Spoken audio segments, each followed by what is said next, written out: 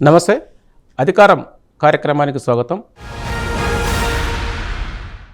నేటి అధికార కార్యక్రమంలో పార్టిసిపేట్ చేస్తున్న వాళ్ళు డాక్టర్ జె పూర్ణచంద్రరావు గారు, రిటైర్డ్ డీజీపీ, అలాగే ఆల్ ఇండియా బీఎస్పీ జాతీయ కోఆర్డినేటర్గా ఉన్నారు. అలాగే G Kiran Kumar, all India OBC students association founder ప్రెసిడెంట్గా ఉన్నారు. జూమ్ ద్వారా retired IAS officer, Telangana BC intellectuals forum అధ్యక్షులు టి చిరంజీవి గారు మనకు అందుబాటులో ఉంటారు. ముఖ్యంగా నేటి చర్చలో తెలంగాణలో స్థానిక సంస్థల ఎన్నికలు ప్రారంభమైన తర్వాత అనేక ఉదంతాలు వెలుగులోకి వస్తున్నాయి.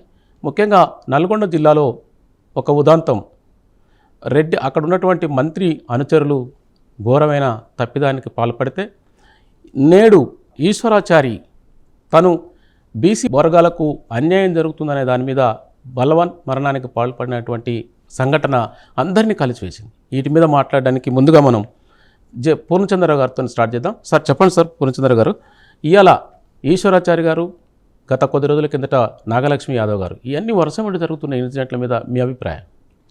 ఈ రోజున తెలంగాణలో 42% రిజర్వేషన్లు బీసీలకు ఇస్తారనేటువంటి అభిప్రాయం ప్రతి బీసీ బిడ్డకు వచ్చింది.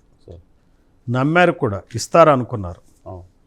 అయితే జూబ్లీ హిల్స్ ఎలక్షన్స్ అయిపోయినాక ఏరు దాటినాక తెప్ప తగలేసినట్టు ప్రభుత్వం ఏం చేసిందంటే బీసీ రిజర్వేషన్ల అంశాన్ని పక్కన పెట్టేసి స్థానిక సంస్థలకే ఎలక్షన్లకు పోయింది. ఈ క్రమంలో ఏమైంది, నల్గొండ జిల్లాలో ఎల్లమ్మగూడెంలో నాగలక్ష్మి యాదవ్ అనే ఆమె సర్పంచ్గా కంటెస్ట్ చేస్తున్న నేపథ్యంలో ఆమె భర్తని అక్కడ ఉన్నటువంటి రెడ్డి వర్గీయులు కిడ్నాప్ చేశారని చెప్పి, అలానే మూత్రం దాగించారని చెప్పి కూడా ఆరోపణలు వచ్చినాయి. సోషల్ మీడియాలో వివిధ రకాలైనటువంటి వార్తలు ప్రచారమైంది. దీని మీద ఇంతవరకు ఏం చేసిందో ప్రభుత్వం మనకు తెలియదు. ఓ పక్కన మరి బీసీలకు అది విపరీతంగా నైతికంగా మరి శారీరకంగా చాలా అవమానకరమైన విషయం. అంతేకాకుండా దాని మీద అధికారికంగా ఏ రకమైనటువంటి దర్యాప్తు కానీ మరి క్లారిటీ కానీ ఇచ్చిన పరిస్థితులు లేవు. అంటే ఏమనుకొని చెప్పాలా, బీసీలకు ఏం జరిగినా ఏం పట్టించుకునే పని లేదనేదే కదా ఇక్కడ అర్థం. అంతేకాకుండా అన్నిటికీ మించి ఈ రోజున ఈశ్వరాచారి బలవన్ మరణం, ఆయనే ఆత్మాహుతి చేసుకున్నాడు. మనం తెలంగాణ ఉద్యమం సమయంలో శ్రీకాంతాచారి ఎట్లయితే మరి ఉస్మానియా యూనివర్సిటీ ప్రాంగణంలో ఆయన బలవన్ మరణానికి పాల్పడ్డాడు, మరి అదే మాదిరిగా ఈ రోజున ఒక బీసీ పిట్ట విపరీతమైనటువంటి నిరాశతో, నిస్పృహతో ఈ ప్రభుత్వం ఏంటి బీసీలకు రిజర్వేషన్ ఇవ్వదా అని చెప్పేటువంటి ఆవేదనతో ఎలాగైనా సరే ఈ ప్రభుత్వాల మెడలు వంచాలని చెప్పి ఆయన ఆత్మ బలిదానం చేసుకున్నాడు. ఆయన ఉద్దేశం, నేను మాట్లాడిన దాన్ని బట్టి, వాళ్ళ బంధువులతో మాట్లాడిన దాన్ని బట్టి నాకేం తెలిసిందంటే, ఈ ఈశ్వరాచార్య ఎప్పుడూ ఒక మాట అంటూ ఉండేవాడట, ఈ బీసీలకు రిజర్వేషన్ ఉత్తునే రాదు, ఇది మనం ఇలా వదిలేస్తే ఇలాగే గాలికి పోతుంది. అదే తెలంగాణలో ఎట్లయితే శ్రీకాంతాచారి ఆత్మ బలిదానంతోనే మరి ఉద్యమం తీవ్రస్థాయికి చేరింది. అప్పుడే ప్రభుత్వాలు కళ్ళు తెరిచాయి, తెలంగాణ ఏర్పడింది. ఈ రోజున మన కులం నుంచే మనం దీన్ని, ఈ ఆత్మ బలిదానాన్ని పాల్పడకపోతే ఈ బీసీలకి న్యాయం జరగదని చెప్పి బీసీల తరపున యావత్తు ఒక దాన్ని తనంతట తాను మద్దతుగా బాధ్యత తీసుకుని ఆయన ప్రాణాలను ఆయనే పోగొట్టుకున్నాడు. మరి ఆయనకి 3 పిల్లలు, మరి వాళ్ళ భవిష్యత్తు ఎలా ఉంటుంది ఏమిటి అనేది చూస్తూ ఉంటే నిజంగా ఇంత స్వచ్ఛంగా బీసీల రిజర్వేషన్ కోసం ఒక బీసీ పిట్ట బలవన్ మరణానికి పాల్పడటం, ఆత్మ బలిదానం చేయటం అనేది బీసీలు అందరూ మనం గుర్తుపెట్టుకోవాలా. పోరాట స్ఫూర్తితో మనం ముందుకెళ్ళాలి. ఇప్పుడున్నటువంటి ప్రభుత్వాలు, కేంద్ర ప్రభుత్వం కానీ రాష్ట్ర ప్రభుత్వం కానీ మరి దీని మీద స్పందించాల్సిన అవసరం ఉంది. మీకు జయలలిత మాదిరిగా రేవంత్ రెడ్డి హుటాహుటిన ఢిల్లీ వెళ్ళాలా, 20-30 రోజులు అక్కడే క్యాంప్ చేయాలి. ఎట్లయితే జయలలిత క్యాంప్ చేసి ఢిల్లీలో అక్కడ తెలంగాణ బీసీలకి రిజర్వేషన్లు ఎలా, తమిళనాడు బీసీలకి ఎలా అయితే రిజర్వేషన్లు సాధించింది ఆమె 69%, అదే మాదిరిగా రేవంత్ రెడ్డి ప్రయత్నం చేయాలి. రేవంత్ రెడ్డికి చిత్తశుద్ధి ఉంటే, కాంగ్రెస్ పార్టీకి చిత్తశుద్ధి ఉంటే ఈ పని చేయాలి. ఇప్పుడు ఇంకా పార్లమెంట్ సెషన్లో ఉంది, చాలా మంచి అవకాశం. ఈ మోడీ కూడా పివి నరసింహరావుని ఆదర్శంగా తీసుకోవాలి. ఆ రోజున పివి నరసింహరావు హయాంలోనే, ఆయన ప్రధానమంత్రి అయిన హయాంలోనే మరి తమిళనాడు బీసీలకి 69% రిజర్వేషన్లు ఇవ్వడం జరిగింది. అదే మాదిరిగా ఇక్కడ కూడా మోడీ 42% రిజర్వేషన్లు అమలు చేయాలా? మరి ఇద్దరు, ఒక ముఖ్యమంత్రిని ఇంకో ముఖ్యమంత్రి, ఒక ప్రధానమంత్రిని ఇంకో ప్రధానమంత్రి ఆదర్శంగా తీసుకోవచ్చు. ఇక్కడ అంత ప్రెసిడెన్స్ ఉంది, దీనికి వేరే ఏం చేయాల్సిన అవసరంలా. కులగణన, ట్రిపుల్ టెస్ట్లు ఇవన్నీ బోగస్ అని కూడా మరి కేంద్ర ప్రభుత్వానికి తెలుసు. ఎందుకంటే కమ్మారెడ్డికి రిజర్వేషన్ ఇవ్వటానికి 10 రోజుల్లో ఎటువంటి కులగణన చేయకుండా, ఎటువంటి ట్రిపుల్ టెస్ట్ లేకుండా 9th షెడ్యూల్లో పెట్టి రిజర్వేషన్లు ఇచ్చినప్పుడు ఈ రోజున 42% రిజర్వేషన్లు ఇటు బీసీలకు, తెలంగాణ బీసీలకు కానీ అటు బీహార్ బీసీలకు కానీ ఇవ్వటం ఏం కష్టం కాదు. ఈ రోజున బీజేపీ ప్రభుత్వం నడుము వంచాలి. ఇక్కడ కిషన్ రెడ్డి అలానే రేవంత్ రెడ్డి ఈ కార్యక్రమాన్ని తీసుకుని వెళ్ళాలా. బీసీ నాయకులందరూ, అన్ని పార్టీల్లో ఉన్న బీసీ నాయకులు మరి ఈశ్వరాచారి బలిదానాన్ని దృష్టిలో పెట్టుకుని బాధ్యతగా ఎరిగి, బాధ్యతతో పాటు ఈ రోజున ఢిల్లీలో దాన్ని ప్రయత్నించి 42% రిజర్వేషన్ సాధించటమే నిజమైన నివాళి. ఈ తెలంగాణ బీసీల దారిలోనే ఆంధ్ర బీసీలు కూడా వెళ్లాల్సిన అవసరం ఉంది. ఆంధ్ర విజయవాడలో కూడా ఈ నెల 11వ తారీఖు నాడు ఒక మీటింగ్ పెట్టుకున్నాం. విస్తృత స్థాయిలో బీసీ నాయకులను అందరినీ సమావేశపరిచి అక్కడ మీటింగ్ పెట్టుకున్నాం. ఇక్కడ ఎట్లయితే ఒకనాడు కొన్ని నెలల క్రితం తాజ్ కృష్ణాలో బీసీలు అందరూ ఎలా సమావేశం అయ్యారు, అదే మాదిరిగా ఒక పెద్ద మీటింగ్ కూడా జరగబోతున్నది ఆంధ్రప్రదేశ్లో. సో తెలంగాణ బీసీల ఆదర్శంగా తీసుకుని, బీసీ ఉద్యమాలను తీసుకుని ఆంధ్ర బీసీలు కూడా ఉద్యమించాలని చెప్పి all India Bahujan Samaj party ఈ డైరెక్షన్లో ముందుకెళ్తుందని చెప్పి నేను భావిస్తున్నా.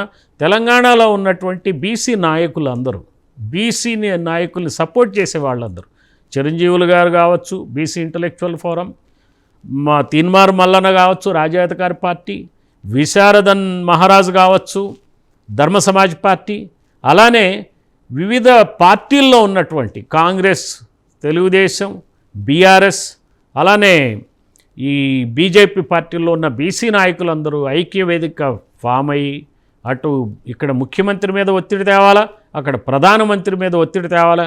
అప్పుడే ఈశ్వరాచారి బలిదానానికి ఒక అర్థం ఉంటుందని చెప్పి నేను తెలియజేస్తున్నాను. థ్యాంక్ యూ పూర్ణచంద్ర గారు. సార్, చిరంజీవులు సార్ చెప్పినారు కదా, ఈ 2 ఇన్సిడెంట్ల మీద ఇప్పుడు పోయిన వాళ్ళు ప్రయత్నిస్తే వాళ్ళకి ఘనమైన నివాళులు అంటున్నారు సారు. దీని మీద మీ అభిప్రాయం ఏంటి చిరంజీవులు సార్? ఎప్పుడైనా ఒక వీరుని మరణం వృధాగా పోదు. శ్రీకాంతాచారి మరణం ద్వారా తెలంగాణ మలిదశ ఉద్యమం ఒక ఉవ్వెత్తున లేచింది. తద్వారా తెలంగాణ రాష్ట్ర కళ సాకారమైంది. ఈరోజు మన సాయి ఈశ్వరాచారి గారు చేసినటువంటి ఆత్మ బలిదానం వృధాగా పోదు. ఖచ్చితంగా తెలంగాణలో రాబోయే కాలంలో బీసీల రాజ్యాధికారం వస్తుంది. ఇవాళ తెలంగాణలో ఉన్నటువంటి కాంగ్రెస్ రెడ్ల పాలనలో బీసీల పైన అనేకమైనటువంటి అఘాయిత్యాలు నడుస్తూ ఉన్నాయి. మీరు ఇంతకుముందు మాట్లాడిన ఎలమగూడెం కావచ్చు, లేదా అదే నల్గొండ జిల్లాలో డిసిసి ప్రెసిడెంట్ కైలాస్ నేత పైన జరిగినటువంటి దాడి కావచ్చు, అట్లానే అక్కడే ఉన్నటువంటి చెరుకు సుధాకర్ గారి కొడుకును కూడా మేము చంపుతామని చెప్పినటువంటి హెచ్చరికలు కావచ్చు. ఇవన్నీ కూడా ఏంటంటే వాళ్ళల్లో పెరుగుతున్నటువంటి ఒక అసహనానికి నిదర్శనం. బీసీలు సమైక్యమవుతున్నారు, సంఘటిత పడుతున్నారు. రేపు రాబోయే కాలంలో మా రాజ్యాధికారానికి వాళ్ళు ముప్పు వస్తున్నదని చెప్పేసి వాళ్ళు ఇప్పుడు ఒక నయా రజాకర్ల లెక్క మారిపోయిండ్రు. తెలంగాణలో ఇవాళ కొత్తగా కాదు, ఇట్లాంటి దాడులు అనేకం చూసినాం. రజాకర్ల దాడిలు కూడా చూసినాం. ఇవాళ మరో రజాకర్ల దాడి తెలంగాణ పైన రెడీ అయింది. సో ఇవాళ తమ్ముడు ఈశ్వరాచారి బలవన్మరణం కొద్దిగా బాధాకరమైన విషయం. నిజంగా కూడా అందరికీ మనసును కలిసివేస్తున్నటువంటిది తరుణం. మరి ఇప్పుడు తెలంగాణలో ఉన్నటువంటి సంఘాలన్నీ కూడా సంఘటితమై పోరాటం చేయాలి. ఆ బాధిత కుటుంబానికి తక్షణమే రాష్ట్ర ప్రభుత్వం ఒక 10 కోట్ల నష్టపరిహారాన్ని ప్రకటించాలి, ఒక ప్రభుత్వ ఉద్యోగాన్ని కూడా ఇవ్వాలి. మరి తెలంగాణలో ఇవాళ ప్రజాపాలన అని చెప్పేసి అధికారంలోకి వచ్చిన పార్టీ నిజంగానే ప్రజాపాలన కొనసాగిస్తుందా? మేమొస్తే ఆత్మహత్యలు ఉండని తెలంగాణ అంటే మీ వల్లనే ఆత్మహత్యలు ఇవాళ తెలంగాణలో స్టార్ట్ అయింది. సో మేము చెప్పేది ఏంటంటే తమ్ముళ్ళందరికీ కూడా ఎట్టి పరిస్థితుల్లో మీరు ఆత్మహత్యలు చేసుకోవద్దు. పోరాటం ద్వారానే మనం తెలంగాణను తెచ్చుకుందాం. మనమేం తెలంగాణ అంటే బలిదానాల గడ్డ కాదు. అది పోరాటాల అడ్డని చెప్పేసి మనం నిరూపించాల్సిన సమయం ఆసన్నమైంది. సో ఇవాళ ఇతని మరణం అనేది వృధాగా పోదు. ఖచ్చితంగా ఆ మరణానికి మనం చెల్లించేటువంటి రుణం ఏంటంటే తెలంగాణలో బీసీ సామ్రాజ్యాన్ని స్థాపించాలి. 42% కాదు, మేమెంతో మాకంతా మాకు వాటా రావాలి. అట్లనే మనం చెప్పాల్సింది కూడా ఏంటంటే మీరెంతో మీకంతా వాటా మీరు తీసుకోండి, మిగతాదంతా మా వాటా మాకు రావాల్సిందే.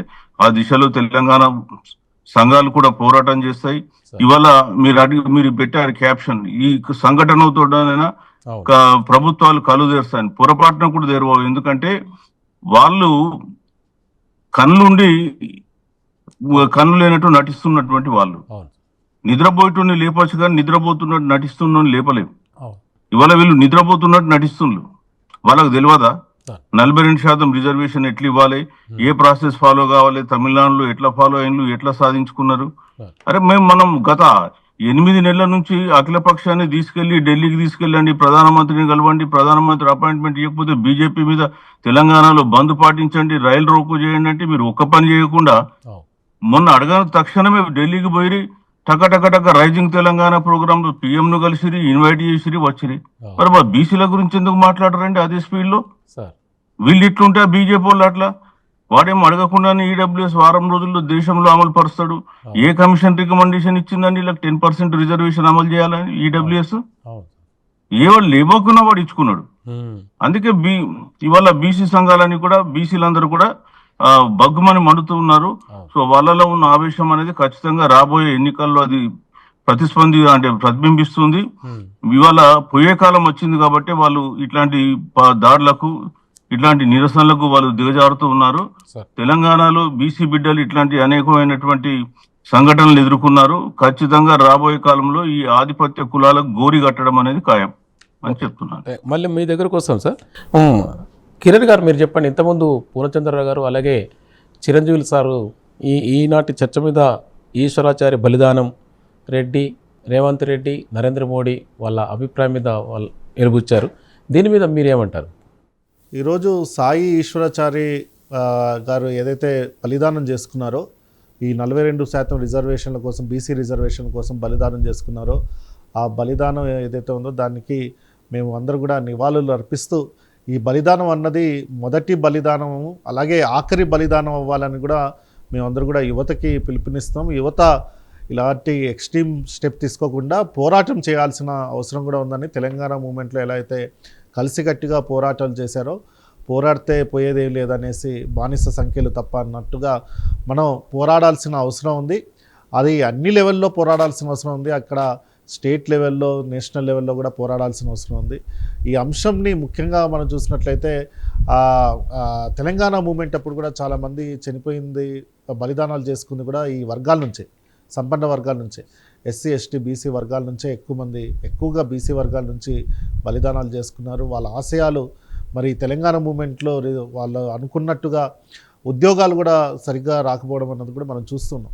సో కానీ ఈ పోరాటం అనేది ఈ 42% రిజర్వేషన్లో పోరాటంలో ముఖ్యంగా ఏమవుతుందంటే, అక్కడ రోస్టర్ పాయింట్స్కి వచ్చేసరికి తక్కువ పోస్టులు రావడం, కంపారిటివ్గా ఈడబ్ల్యూఎస్ రిజర్వేషన్స్తో పోల్చుకుంటే బీసీ రిజర్వేషన్లకు చాలా తక్కువ పోస్టులు రావడం, ఇలా పోరాడుతున్న ఎప్పటి నుంచో 10 ఏళ్ళు తెలంగాణ మూమెంట్లో, తర్వాత 10 ఏళ్ళు ఈ ఎగ్జామ్స్ కోసం చదివి ఎన్నో రోజులుగా ఉద్యోగాల కోసం చూస్తూ ఇప్పుడు వాళ్ళకి రాకపోగా ఇలాంటి సిచ్యువేషన్లో ఫైనాన్షియల్ హడ్డిల్స్తో ఉండడము, ఇవన్నీ చూసి ఈ బలిదానాలకి దారితీస్తున్నట్టుగా కనపడుతుంది.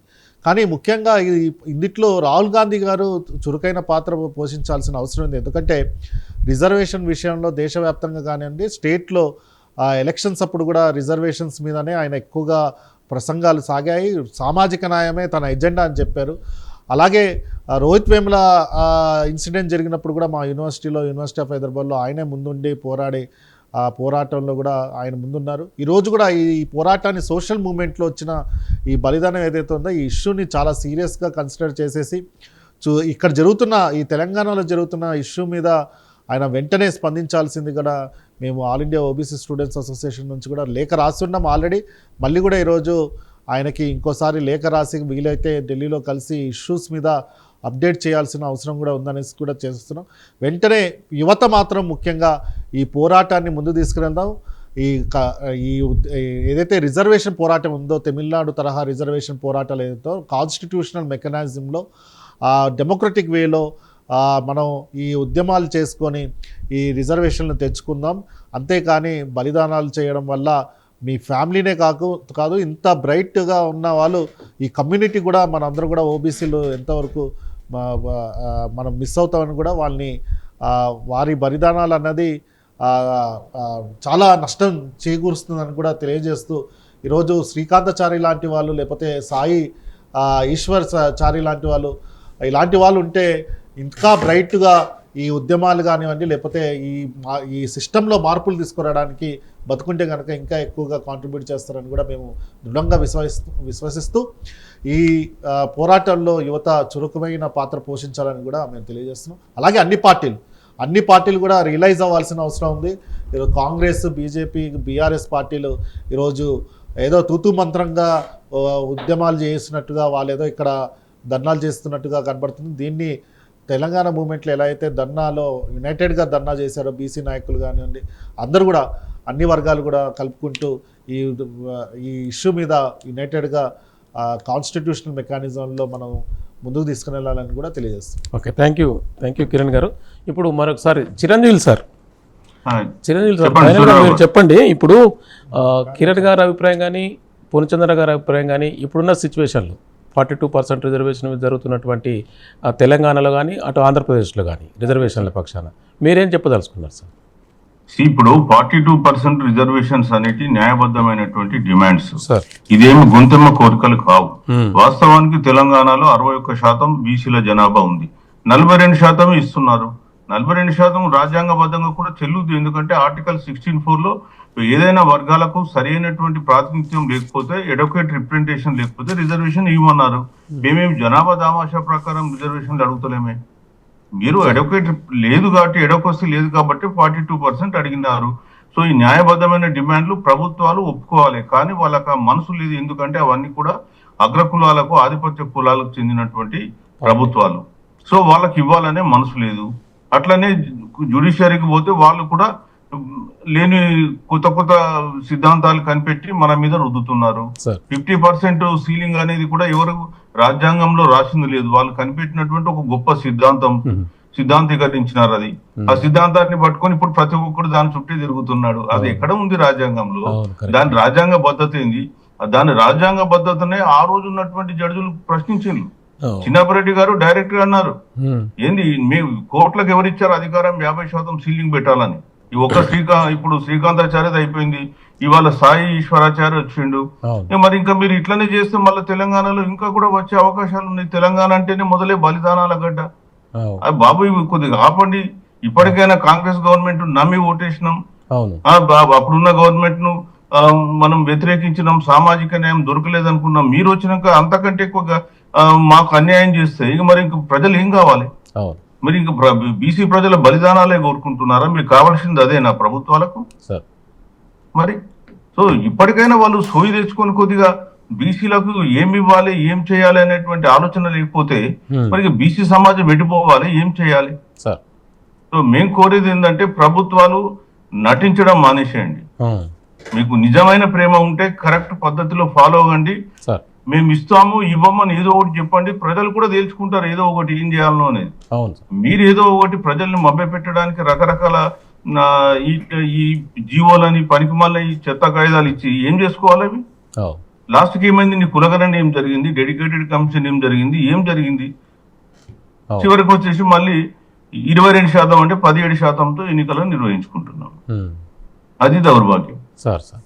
అందుకని కోరేది ఏంటంటే ప్రజలు ఇది గమనించుకోవాలి. బహుజనులు రాజ్యాధికారం వాళ్ళ చేతిలోకి తీసుకోవాలి. అప్పుడే ఇవన్నీ మనకు సాధ్యమైతే. ఏ రాహుల్ గాంధీలో కూడా చిత్తశుద్ధి లేదు.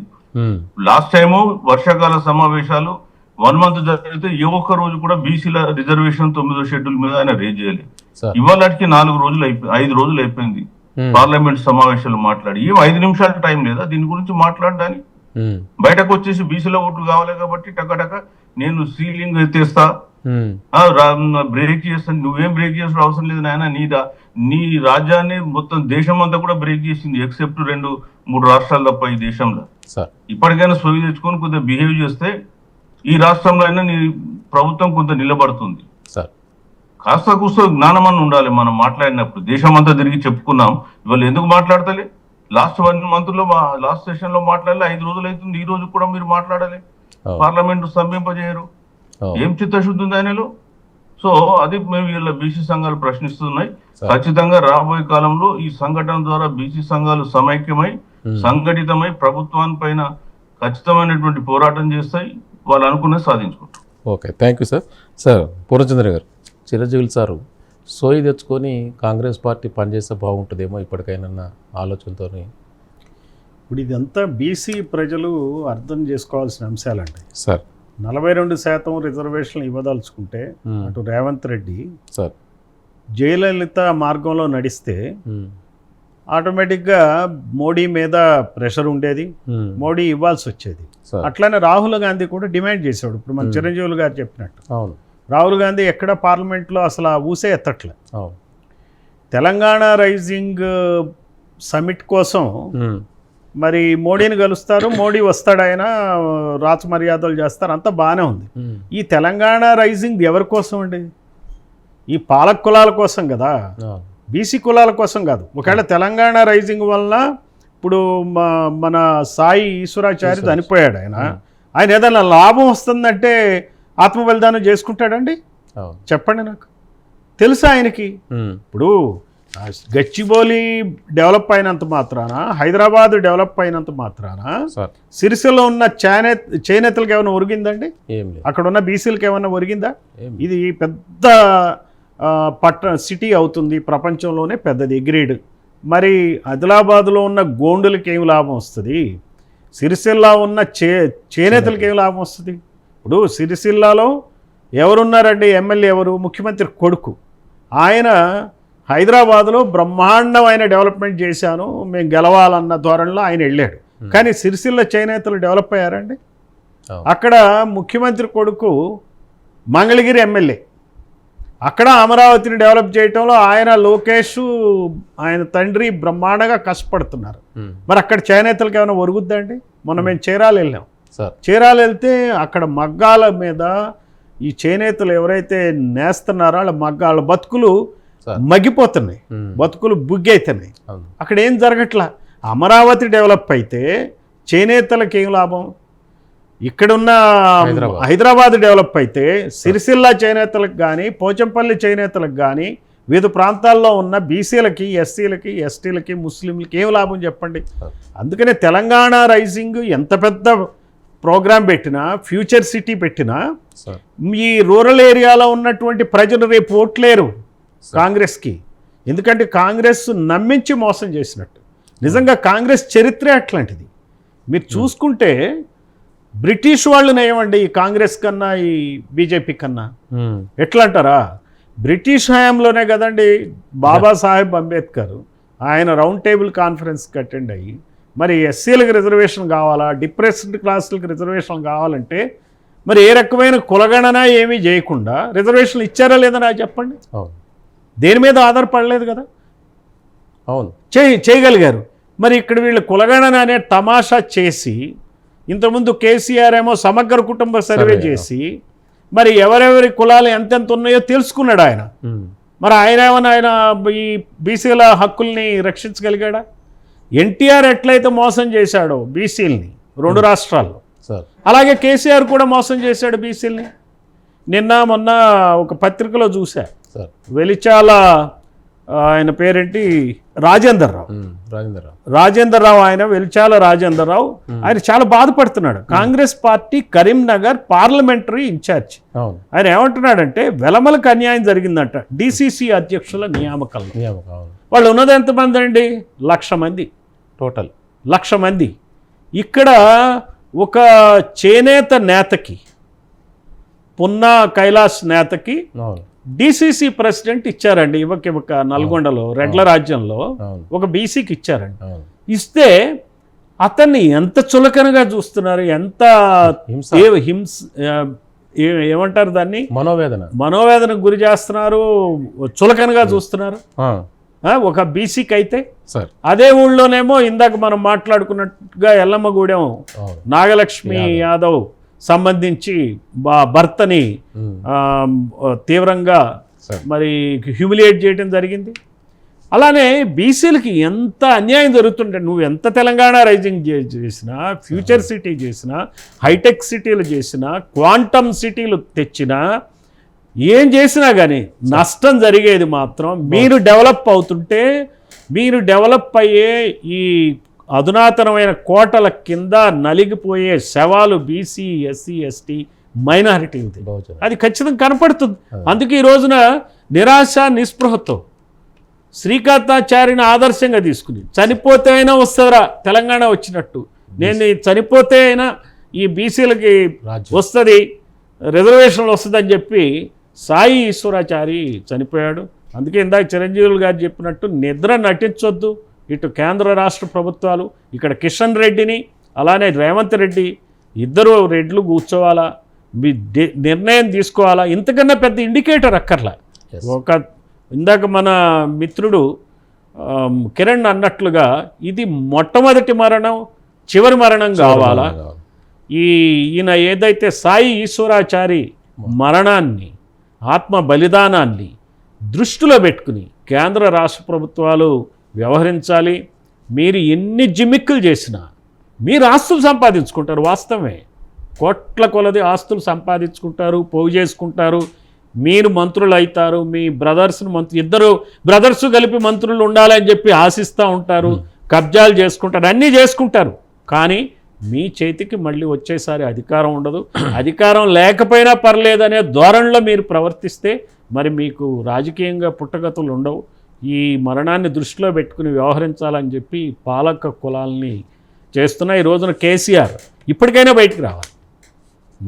అక్కడ జూబ్లీ హిల్స్లో ఒక బీసీ అభ్యర్థి, కాంగ్రెస్ అభ్యర్థి మరి నవీన్ కుమార్ యాదవ్ కంటెస్ట్ చేస్తున్నప్పుడు రౌడీ షీటర్ అని చెప్పి బయటకు వచ్చాడు ఆయన. సరే, మొత్తం మీద ఓడిపోయాడు ఆయన, బీఆర్ఎస్ పార్టీ ఓడిపోయింది. ఇప్పుడైనా కానీ ఎన్టీఆర్ని, చంద్రబాబుని దృష్టిలో పెట్టుకుని మరి బీఆర్ఎస్ పార్టీ బీసీలకు న్యాయం చేయటానికి రావాలా? మీరు అధికారం ఎనఫ్ అనుభవించారు, మీ కులానికి సంబంధించి 13 మంది ఎమ్మెల్యేలు ఉన్నారు, మీరన్నారండి బయటకు వచ్చి ఊరికినే. ఈ రోజున మధుసూదనాచారి అదే సామాజిక వర్గానికి చెందిన ఆయన మీ నాయకుడుగా ఉన్నాడు, ఆయన్ని ముఖ్యమంత్రి అభ్యర్థిగా ప్రకటించండి. ఈయన ఈ మరణాన్ని స్ఫూర్తిగా తీసుకుని ఇప్పటినైనా సరే ఒక బీసీ బిడ్డని మీ పార్టీ ప్రెసిడెంట్ చేయండి. మీకు 1400 కోట్ల రూపాయల పార్టీ ఫండ్స్ మీ బీఆర్ఎస్ పార్టీ అకౌంట్లో ఉన్నాయి. మధుసూదనాచారి గారికి అప్పచెప్పండి. ఆయన్ని బీసీ ఉద్యమాన్ని ఆయన లీడ్ చేస్తాడు. మీరు పార్టీ పరంగా బలోపేతం కండి, బీసీల సమస్యను తీసుకోండి. మీరు తీసుకునేది ఏదైతే ఈ నిర్ణయం ఉంటుందో, కేసీఆర్ చేసిన తప్పులు, చంద్రబాబు చేసిన తప్పులు ఇప్పటికైనా కరెక్షన్ చేసి, మీరు కేసీఆర్ ఎట్లయితే ఒక ప్రత్యేక రాష్ట్రాన్ని సాధించడానికి తెలివితేటలతో ప్రవర్తించాడో అదే మాదిరిగా ఇప్పుడు మీరు సత్యాగ్రహం చేస్తేనే దానికి మరి ఇంత ప్రచారం చేసుకుంటున్నారు. ఇక్కడ ఆత్మ బలిదానం అండి. ఇక్కడ మనిషి చనిపోయాడు, ఆయన చీఫ్ మినిస్టర్ అవటం కోసం చనిపోలా, ఆయన ఎమ్మెల్యే అవటం కోసం చనిపోలా. దీన్ని స్ఫూర్తిగా చేసుకోండి. ఇంకెన్నాళ్ళండి, ఎన్నాళ్ళు మీరు రాజకీయాలు చేస్తారు? కుళ్ళు రాజకీయాలు ఎందుకు, కుట్ర రాజకీయాలు ఎందుకు, డబ్బు రాజకీయాలు ఎందుకు? మా బీసీ ప్రజల కోసం, ఎస్సీ ప్రజల కోసం, ఎస్టీల కోసం, ముస్లింల కోసం, అణగారిన వర్గాల కోసం పనిచేయండి. డబ్బున్నకోళ్ళ కోసం పనిచేశారు, మీరు డబ్బులు బాగా సంపాదించుకున్నారు, ఇప్పటికైనా పనిచేయండి. ఇటువంటి మరణం మరొక్కసారి జరగకుండా బాధ్యత ఈ రోజున అందరికీ ఉంది. అటు రేవంత్ రెడ్డికే కాదు, ఇటు కిషన్ రెడ్డికే కాదు, అటు కేసీఆర్కి కూడా ఉందని చెప్పి నేను చెప్తున్నా. Okay, thank you sir. నేటి చర్చలో ఫైనల్గా అందరు సజెషన్ ఏంటంటే, ఈ మరణం, ఈశ్వరాచార్య మరణం మొదటిది చివరిది కూడా కావాలని కోరుకుందాం. ఈ కార్యక్రమంలో, ఈ చర్చలో పాల్గొన్నందుకు పూర్ణచంద్ర గారికి, అలాగే జూమ్ ద్వారా మన చిరంజీవులు సార్ గారికి, అలాగే కిరణ్ కుమార్ గారికి వందనాలు. మరో కార్యక్రమంతో వచ్చే వారం కలుద్దాం. నమస్తే.